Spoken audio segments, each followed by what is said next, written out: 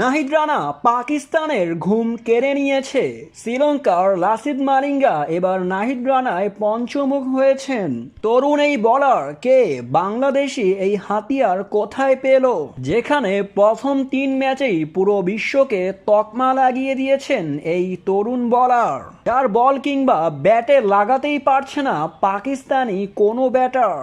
বিশ্বের গতি তারকাদের মধ্যে কিছুদিনের মধ্যেই নাহিদ রানার নাম উঠে যাবে। আলোচনার কেন্দ্রবিন্দু হয়ে দাঁড়াচ্ছেন এই নাহিদ রানা।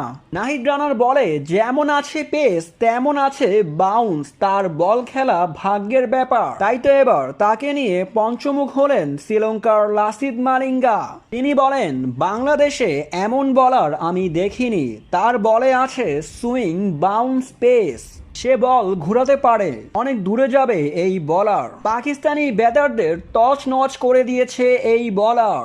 আমার মনে হয় বাংলাদেশিদের মধ্যে সবচেয়ে গতিদানব বলার এখন নাহিদ রানা। ওর বল পাকিস্তানি ব্যাটাররা বুঝতেই পারছিল না, ও বল করতে আসলে যেন চিন্তার ভাঁজ পড়ে যায় তাদের কপালে। তার এমন বোলিং দেখে আমি অবাক হয়েছি।